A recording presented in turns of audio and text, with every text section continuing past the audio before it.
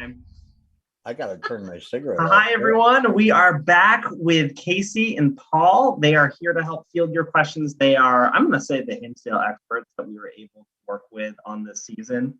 Kaycee has been there, if I remember right, for a number of years now, 2 or 3, doing a lot of medicine work on the property, as well as paranormal gardening, which I was super into. And then Paul Kenyon needs no introduction. The man has been around since, and he has been enjoying himself at the Hinsdale House behind him. So with that, how are you guys doing tonight? Good. How are you? Doing good. Really good. Thank you for joining us. I have some questions that I would like to ask you guys, but I'm sure the chat wants to ask you guys some stuff too. So Anna, can you monitor that and just tell me to shut up when they start reaching out to these guys? I would be glad to, Ty. I thought so. So both of you guys, the first question I want to ask each of you is, with your experience at the Hinsdale House, what did you think of our exploration this season? Do our theories kind of align with what you guys have experienced? And if not, how do they differ? I'll go to you first, Kaycee. I mean, a little bit. I definitely like the difference in approach that you guys took. We get a lot of people in that are just gung-ho on trying to elicit all the negative stuff out of the property, and you guys took it completely opposite and try to bring in as much positivity as possible. So I really appreciate that. You guys kind of align a little bit more with how I feel, that like not all hauntings are necessarily evil, just some spirits are more active than others. So I definitely appreciated seeing that. Awesome. Thank you for saying that. And Paul, with your legacy of experience at the Hinsdale House, what did you think about our exploration, what we found, and based on what you know the house to be? Your whole forward attitude with the entire investigation was kind of mind-blowing for me. I've been up there so many times. I mean, it's my second home most of the time in the summertime. But I think your idea is to try and draw in the positive energy is certainly a good thing to happen for all the negativity that's happened up there. And it's not so much the negativity of the spirits or the energy or whatever is on this property. Because there is a dark entity, and I think Carol is probably the one that really hit on that one, or it hit on her. And the idea that voice that she kept hearing, Walter, I guess the name was, I'd like to know if that voice was very disgruntled, if I may, because that's the only voice I've heard in the last couple of years that really scared me to the point where I didn't want to go up there for a while, which I didn't. Walter's voice during the Estes method session, Paul? Is that what you're talking? Yes, yeah. Yes. Ash, that was you that was talking to Walter, right? Yeah. Walter was not, I wouldn't describe him as particularly scary. But I did encounter something that in that closet upstairs that did scare me. So I'm wondering if that isn't in line with what you heard. I don't know. The voice that I heard that said "come here" when Detroit Rock City Paranormal was there, that was hard to take because it was right here in my face. And those things, you got to remember, guys, I'm still a skeptic, even though I've had some really, really bad things happen to me up there. Good. I think the skepticism comes into play only on some of the stories that people tell me that they've experienced, or what they're having full-blown conversations with spirits. It doesn't happen. I've been in that house well over 6,000 times, and I love the place. I talked to Clara tonight, and she wanted to convey to you, thank you. And I think I will be getting her to talk to everybody. I'm sure of it, but she wanted to tell me what she believes is in the house is elemental. And she believes that the family put a stamp on the house, but she believes it's elemental, and it's not going to go away. And I believe the same thing because it won't leave me alone. I think that leads me into my next question pretty well, because I think, well, obviously we would agree with all of you on a lot of that stuff.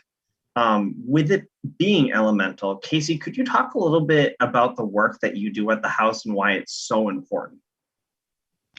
So what I do is I try to keep basically the energy that was with the house. I try to keep it limited to just that. So when people come in without permission and they do a lot of different spells or rituals that they don't really necessarily understand or have like baneful intent to, I clean all that out of there, which helps keep things kind of dampened, and it makes it so that you have that like zenful, peaceful feeling that people have been saying is there now. It doesn't necessarily make the entities weakened or anything like that. It's just they react to those energies just the same as we react to those energies. So when everything's kind of calm, that's how they act, is calm. If everything's very chaotic, they're going to feed off that. They're going to feed off the fear that it brings with it, and then that's going to ultimately feed that elemental, and make him more active and, you know, doing things that he's not supposed to be doing. He is definitely an elemental. I say he because it's like a masculine energy. Okay. And he's definitely not something to provoke or try to mess with. I do believe that he is of native origin, and so I think that's why something of other belief systems like an exorcism wouldn't get rid of him, is because it needs native medicine to do that. And that would be something that I don't even think I would be knowledgeable yet of being able to handle. I think that's fair. Can I throw something in on that, Trey? Of course. Father Alphonsus performed the exorcism with Alex there. And what Father said is that he did not come in with the right frame of mind, even during the exorcism. Claire and I talked about that again tonight. He wasn't in the right frame of mind. He approached it wrong. He didn't show up for the documentaries the second day to do the filming of the interviews because he knew it didn't do any good. He didn't have the right frame of mind to approach the Kaycee. Maybe you and I have never really spoken much, but the boss of the house, he holds the energies at bay, because we have good feelings in there. And when we have experiences with the good energy, it's nice, it's fun, and it's lighthearted. And then he comes down and everything stops. Literally. That the umbrella that Claire describes in her book is. I think that's what the umbrella is him, if it's a him. And I think Kaycee's right. I think it's a male figure. I would say that we experienced the umbrella a few times on this trip. It's the Hinsdale flip is another way, to put it. The switch on and off. I like that. Absolutely. That's how I put it, is a light switch. And I can tell you that whatever rushed me immediately, and I've always felt it from the second it happened, was a male presence. We felt it between you and I outside. Yeah. Something brushed us. It's interesting too, because the Hinsdale House is a place, and I'm not gonna even just say in my opinion, I very rarely put my foot down, but it is a place that even if you're not paranormally experienced or inclined, you can feel that switch. Yes. And I say that because, we've all been doing this a while. We know what to expect, but there was a moment, even in that, like when energy changes, people can miss it. It's never really uniform, but there was a moment this time where we were all in the living room when the umbrella came down. And I just remember looking around the quiet room at the girls, and I think we all just instinctively knew that the game was on. It slapped you. Yeah, absolutely. Actually, we had been down there. We went upstairs to investigate. We were not up there long. And when we came back down, we were looking at each other like something definitely just changed. Everybody felt it. It's like when you walk into a room with perfume and then you walk into the next room and it's got sour eggs. Mm-hmm. Yeah. Good way to put it. Good way to put it. So, Paul, I want to ask you a specific question. When you became connected with the Hinsdale House, what was it back then that drew you to the family? And then additionally, what has kept you connected to the house after all these years? What brought me together with the family was, and I'll do this really quickly, is I had a business that was condemned. I told my then fiance about it, and she ended up, I mean, she worked with Clara as a data processor. So I said, hey, I need a good laugh. Ask her if we can come up so I can see some ghosts. And from that day on, we became extremely close. And then Tim, who is Beth's husband still to this day, we became the, I guess you could say, protectors of the house at night, because everybody was coming down on the house to get, get a glimpse of life after death. And it was crazy. So, but now, and Claire and I talk about that. This is the one thing I talked to her tonight. I said, it's not what it was when you were there. It's not. And you guys are the experts. I'm just someone who happened to fall into a house that was crazy, but that house does not leave me alone. I can sit here and I can be playing game. I game with my friends, and next thing you know, Hinsdale's in my head. I don't care about the place, not the way I used to. I mean, I care about it, but it won't leave me alone. And I don't have apprehension, but it hits you. It's going to hit all of you eventually, and it won't be nice. Well, thanks, No, I'm Paul. serious. It's almost like Carol quit smoking and have that craving. That's what happens. I think Anna feels that the biggest way out of all of us. Do you Maybe. get called, Anna? Are you being called by the house? It's not you don't hear anything, you don't feel anything. It's just that all of a sudden the house is the only thing that is important. So I have been fortunate enough not to have obsessive thoughts about the house yet. It's not Had that a you think weird about thought. it. You don't have to. It'll think about you and make it self-known. I had a weird thought that I've never had this thought before. So when we got back from Hinsdale this time, the first time I didn't miss it. I've never really missed anywhere that we've ever gone except, yeah. So I got home and I remember looking up at the stars and being like, oh, Hinsdale's just up there all alone. Just all of that just happened and it's just sitting there all dark and quiet without us now. And I started to feel bad and miss it. And then I quickly was like, wait, is this what they're talking about? Is it in my head? I will say, really Carol, feel those feelings. I was like, why am I feeling this way? to that point, I had a client in the area of Hinsdale, and I when I was up there, I was like, oh, I'm only an hour away. I could go see it. So it's like those moments where you're just all of a sudden making that connection. How about you, Kaycee? Do you ever feel a pull to the house, or do you have a very strong working relationship with it? So I definitely, I'm connected to it just about all the time. There'll be, because of my astral work too, there'll be times where I almost, okay, so I guess a good example of what I'm trying to convey is, like, I'll be in my room, but I'll feel like I'm in the main bedroom laying down in that bed. I can feel where the stairs and closet should be, where the other room should be, but I'm in my bedroom. I've also waken up from dreams and like gone down my stairs and felt like I was going down the stairs to the kitchen. And you could fall real easy, Kaycee. Be careful. So, I mean, that's not how my house is set up at all, but it's just I have this strong connection. The house will also like tell me if something is going on at the house that shouldn't be. Any new like work that's being done on the house, anything that people are doing that they shouldn't be doing, I know before I even get there. So I usually call up Dan and say, what's new? And he'll be like, well, we just had this mowed down or something, or, the shed was just built or something.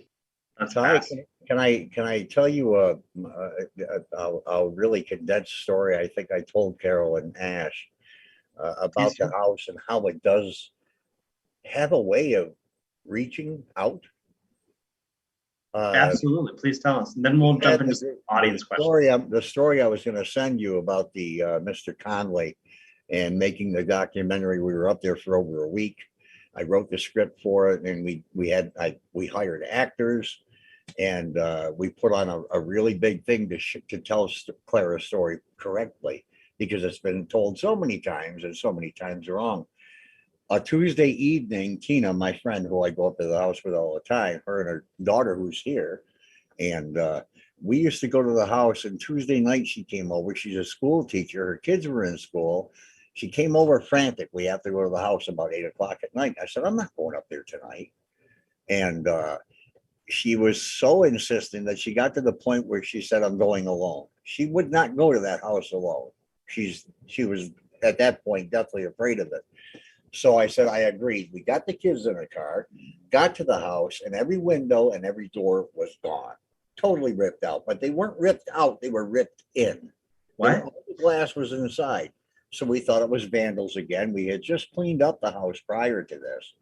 I called the state police. A trooper, Mark Jones, came to the house, said, what's going on tonight, Paul? He was shining his flashlight around and showing it up at the roof. There was no chimney either. The ductwork for the furnace was on the front porch. The wiring in Mary's room, or in Laura's room, and if you look at the walls, you'll see ruts in there. The copper was pulled out, so we thought somebody was going to strip the house. Long story short, there was going to be a movie made, a docu-movie. KG Reese, the son of the owner, didn't know nothing about this. He was deep sea fishing in Florida. He was going to have the house knocked down that Thursday, 2 days later. The house was calling Tina to stop it. I don't doubt it at all. It would have been gone that Thursday. The house survives and becomes more than itself. Yes. It's definitely fascinating. So saving itself. Yeah, absolutely. Anna, do we have any questions from, I bet they're pretty eager to talk to these two. Absolutely. So both of you visit the house frequently, especially after investigations or with investigations. Do you feel energy shifts depending on people coming in, or off times for the house, things like that? How does that affect your relationship with the house, or what you experience there? Anna, who asked that, so we can give them some credit. That's a great question. Anne did. She always has great questions. Awesome. Go ahead, Kaycee. Yeah, I mean, I definitely, the house changes quite a lot, quite frequently, even by the hour. So, sometimes you'll walk in and you'll feel very anxious and like, it's going to be a very active night. And then some days it just absolutely nothing. There's also days when, like, for an example, I had a woman that showed up to one of my tours, absolutely trashed, and the house locked her out. I had the key, I had it in the door, it would not let me back in until I had her leave. So it changes, and it does react to people. So it knows who it wants there and who it doesn't. I think so. I think when I go to the house, most of the time, I am like I'm in any very calm, serene place. It doesn't mess with me. There are times when I get in the driveway and I don't want to go in. I know it's going to be fun. I use that word as activity. And that's when I do want to go in. The worst time for me recently would have been Labor Day weekend. It's got to be some sort of residual haunt, if that is a true absolute thing that happens, because every Labor Day the house is crazy. It's crazy. I remember reading that in the book. Yeah. Mm-hmm. That's interesting. Yeah. Every time. Last year was horrible. I mean, I told Ash and Carol that I locked Tina and I in the house. I closed those gates and locked the lock. What I was thinking, who knows? But I was so frantic. The crawl space door opened up on its own all the way. There was rustling and banging all through there upstairs. And those things happened to me 1 out of 1,000 times, but it was insane. And I was scared, literally scared. Sounds Here like we for got the you. dates for our next visit to the Hinsdale House. Will have to be a Labor Day party. Well, Kaycee and Paul, you guys are invited. Of I course. would suggest that you book it for Labor Day. Anna, what else do we have for these guys? Yeah. So, following that up, was Labor Day was after we went, correct? It's Yes. about a month after. Okay. Because Brenda asked if there had been any change at the house since our investigation and the crossing over. So it sounds like some previous things that have been happening are continuing to happen. Mhm. Do you feel the same way, Kaycee? Yeah. Yeah, Interesting. the house is, I mean, everybody that I've communicated with before is still there. I know that it likes certain spirits like to communicate more with certain people. So like Dan, for some reason, he's able to communicate with Mike a lot more. I don't know why that is. I just think maybe he's just more comfortable with it. But I tend to talk to the man of the house the most. And he's still sarcastic and boyish. So he hasn't really changed much. That's okay. Love a good sarcastic ghost. Mm-hmm. Additionally, let's see, there's another one. Mo is making himself Yes. known. Sorry, Mo- there's nothing I can do, guys. He runs the place, so Look at you him, just he's have to so let cute. the eye thing go. That's just what it- I love it. So Paul, it looks like your friend Rivendell Coins and Antiquity, excuse me, whom I didn't catch their name, but said that you had a story about a late night trespasser that you took a photo of. Oh gosh, that was 1973. Tim and I saw a gentleman. We thought it was Phil, but Phil was in Buffalo working at the Ford Motor Plant. We thought it was Phil, and we had a Polaroid camera. Can't fake those pictures. Polaroid is you get what you get.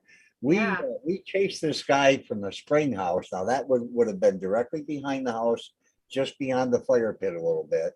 There used to be a little building there, which was where they got their water from. That's where Clara hauled water into the house. We chased the guy from there around the pond, through the field that you couldn't run now because it's all overgrown, down almost to the road you come in on, which is Wagner Hill Road. We chased him down there, and I took a picture of him. And then we ran like heck to get back to the house. Because when we took the picture, he was no longer in front of the tree anymore. That picture was given to Father Al. Father Al gave it to Alex Tanis when Tanis came here to do a lecture on paranormal activity at St. Bonaventure in the fall of '73. We gave it to him. He sent it to Dr. Osis of the New York Psychical Foundation. And now, where is it? We don't know. Where is the documentary that was filmed at the house during the exorcism? We don't know.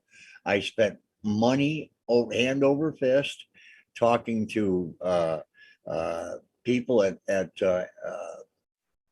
NYU trying to find copies of the film, because there were 7 NYU students at the house on April 13th and 14th of '74 that did this investigation and the exorcism. We have no idea where that holy grail for that house is. Where is it? I would kill to see that too. Yeah, Our absolutely. director Nick is an NYU alum, so we'll have to put him on that case to try to track Oh my down. God. Wait a minute. You know, when I met Nick, I told him I know you. As soon as he walked in the house, or I walked in the house, I said, I know you. I know you very well. We met. Where did we meet? Could he possibly be a relative of the one guy that was there? That maybe that's what I'm thinking of. That looked like Nick. I doubt it. I think he is insane. Yeah, that would be crazy. Yeah, he's definitely the first in his family to attend. I will give him one name. Jan Kahn was the leader of this group, and she was doing her thesis on this subject. It looks like I have a winter project to track down for you, Paul. I put it on their alumni site every year. every Wow. year. I need some Fascinating. help. I'm gonna try to contact the Alex Tanis Foundation. It's in the town I live in. So maybe they have some information, or I don't know if like a family member of his has something. Who knows? Like Yeah, I maybe we talk can- to them all the time. I've been friends of them since Oh, you the have? Dandy time, yes. Okay. And Well- they've given me everything they could find, and the only thing they have found there, Ash, is the transcript of the exorcism and all that, which I do have. Okay. But they can't find anything on the house or anything from NYU or the exorcism. And That's so it's puzzling. heartbreaking. Yeah. Well, I would love to read that transcript if you can have it like a. I will send you a copy. Send email That- me the. Absolutely, That'd be awesome. it's great. One thing before I let you guys go is I want to ask you about your book, Paul. What led you to write something like that? Like, what pushed you to take on such a monumental task? And where can people find it?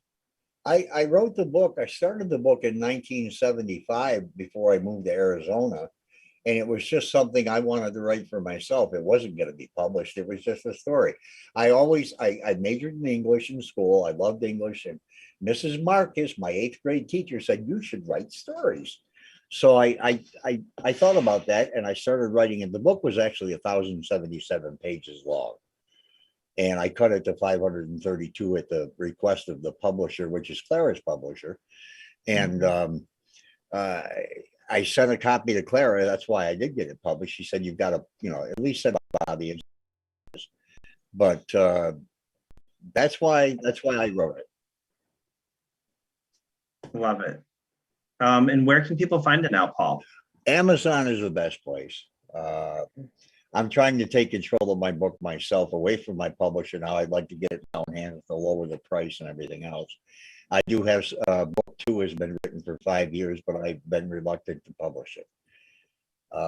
Any for, reason why? Many reasons why. Okay.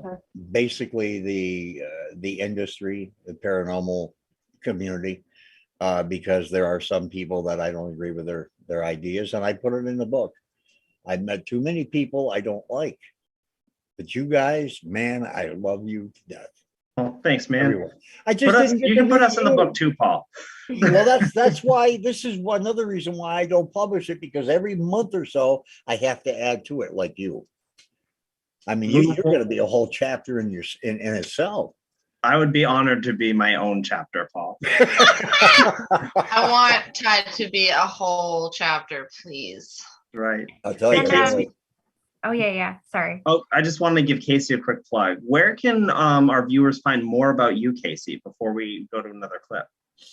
You can go to kayceecolburn.com, or I'm always in and out of the Hinsdale House too. So, just kind of keep track of that Facebook, and you'll probably see me in there. That's awesome. And I want to add, especially, I know I said it in the episode, but I want to reiterate, meeting you, I didn't actually get to meet Paul. So Paul, this is not a neg against you, but meeting you, Kaycee, was everything I wanted the Hinsdale House to be. It wasn't planned. You just showed up and you were actually like an answer that I wanted. You were a voice that I think that we needed for our show to come to educate us in the way that we needed to treat the Hinsdale House. So thank you for, I guess, following your gut or whatever you did to show up that day. It made my whole weekend. Yeah, it was amazing. We were expressing like a desire to meet someone who knew more about the like native history of the land and how we really wanted that perspective. And then you just showed up. It was so incredible. The house called her in. Yeah. That's good. Good. Thank you for listening to the house that time, Kaycee. Really appreciate it. Yes, you guys are welcome. Well, we would Anytime. love to speak with you guys more sometime soon. Paul, Kaycee, both stay in touch. We have another clip that we want to run real quick about the house, but thank you guys so much for joining our live stream tonight. And we'll get back to some viewer questions after the next clip. Okay. Thank you all.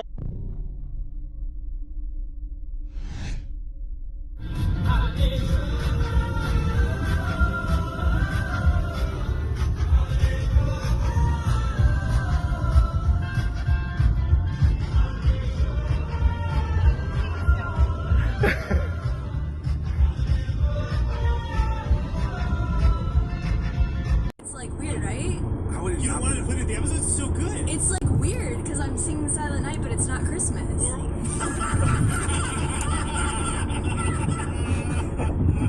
Holy shit! Well, I love the music and podcasts I picked, Carol. I don't know what the problem was in the backseat. Oh my God. You trying to film me after 2 days of investigating in the car, I was just not having it. My hair wasn't done. Don't film me, Ty. Oh, that is on me. They're I gonna should have. catch you. I should have known. I would. The problem is when I get overtired, I get punch drunk, and like that is not good for other people, and I need to understand that about myself. I'm a Leo. I have to look good if I'm going to be on camera. Unfortunately, though, they're gonna get you, and they're gonna blast it. All the bad ones. So I don't know about that. Welcome back, Ash. That's true. That's not true. This guy. I don't. Nick just sent me something. I don't know what he said. Anyways, so basically, I wanted to wrap up with that. What we just talked about there, that was exceptional to have those guys on there. They have so much just intrinsic knowledge of the house that investigators who spend a weekend there can't get. Like, it's impossible. So other people that are serious about learning more about the Hinsdale House, I would highly recommend getting in touch with either of those two people. They know so much about it. So that's just my advice to anyone in the chat room talking right now that might want to visit the Hinsdale House on their own. Carol, I know that you get a tour, and Carol and Ash, you guys talked with Paul for a long time. Tell me a little bit more about what that was like for you. Well, our producer had just made me very, very car sick. And no, seriously, Ty, I was so car sick in the episode when we're sitting at the table, you can't tell. And I was like gonna vomit. And honestly, talking to Paul was really relaxing and calming. I don't know if you felt that way, Ash, but there was some about the way that he could just tell every detail, and it's not like dragging. He had me hooked the whole time. And then I realized we're having such awesome conversations between the three of us, and we're not even filming yet. So Nick was like, all right, hold on. We're going to get this on camera. And then in between, we just couldn't stop chatting him up. So even if he hadn't been interviewed for the show, I still think he made a huge difference just to me talking to him and getting to feel out how he felt about the place. Yeah, I agree. Meeting Paul was so awesome. It really made me feel like I understood the house and its journey that much more. And it's clear that he really cares about the place. It gave me a new perspective on it. And in some ways, having him in the house, I felt like the house responded to him being there, like energetically. And I feel like that shifted the course of our investigation too.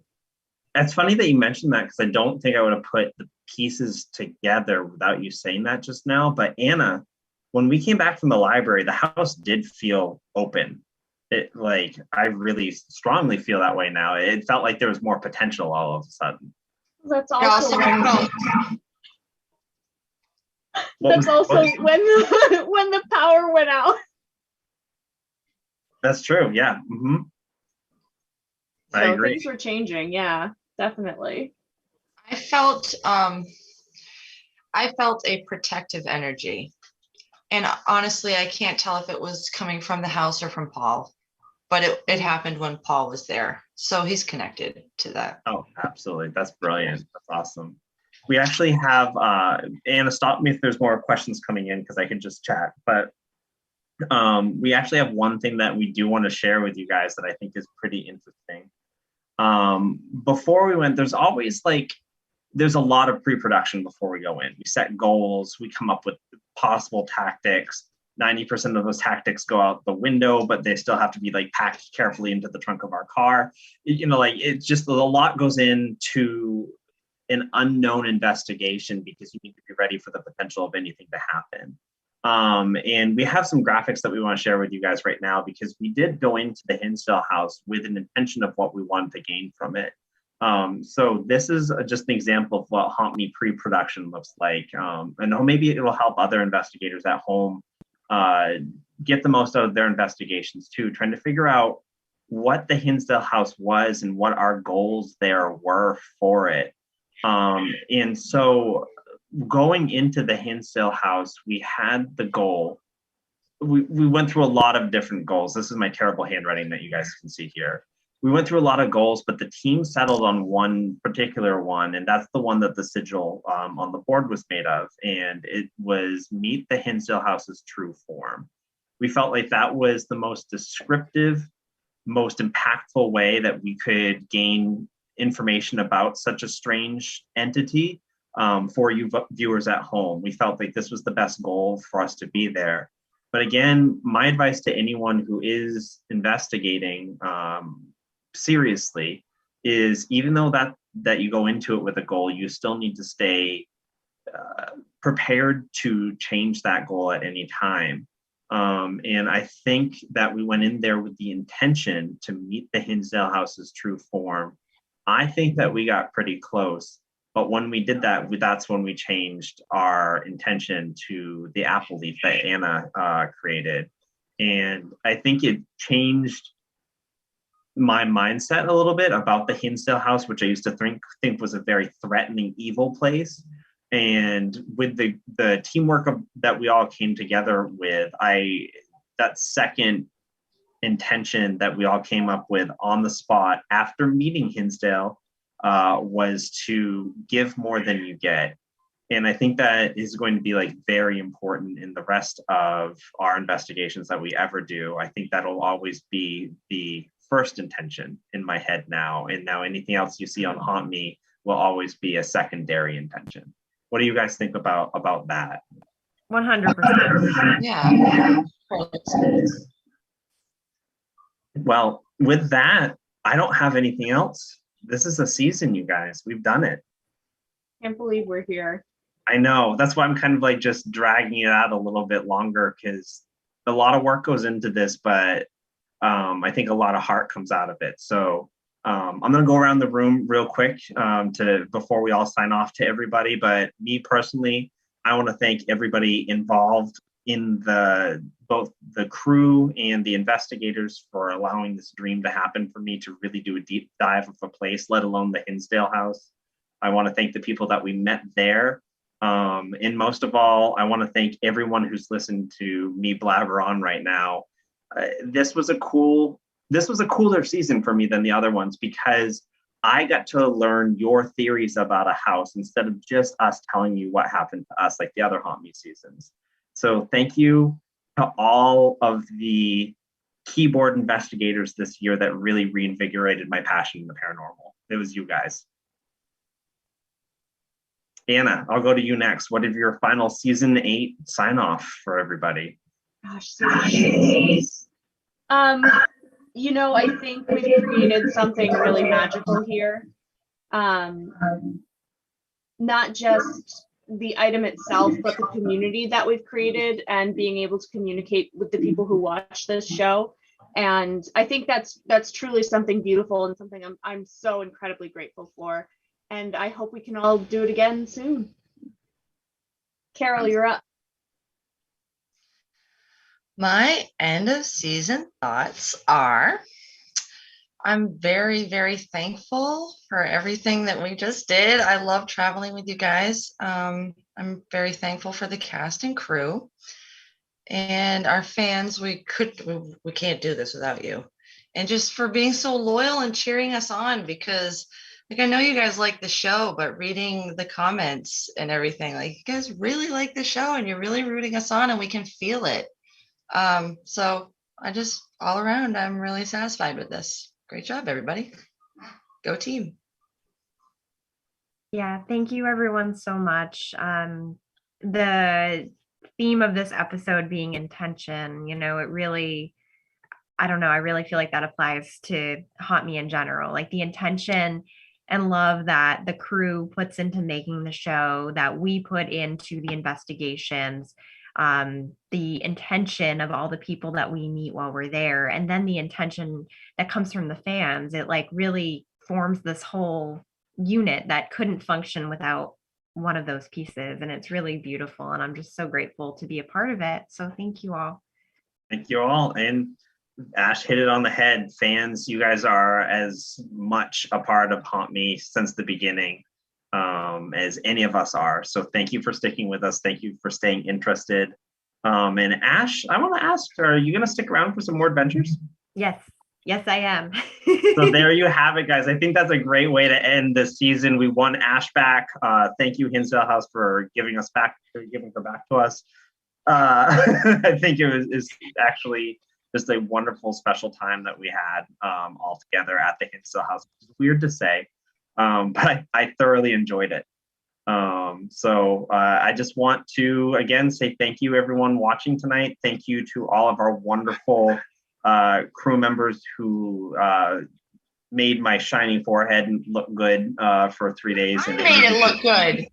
That's true. Carol, thank you so much for your help too. I appreciate the makeup. I was going to try to give Nick credit for the skin smoother. No, I get credit for his T-zone. Continue. So Nick would try to take that because he puts on a skin smoothing filter on my face. Apparently, I found that out yesterday. Don't know if that makes me feel better or worse, but I'm getting older. So there's that. That's fun. That's out there now. So hopefully you guys don't need skin smoother filters in your own life. But from here at Haunt Me, staying up all night for your enjoyment, I do. I'm Ty Gowan and I'm signing off. Anna? I guess I'm Anna and I'm also signing off. I'm Carol and I'm signing off. Ash, do I'm it. Ash, and I am not going to say that. So I hope you have a good night. Good night. She's signing off.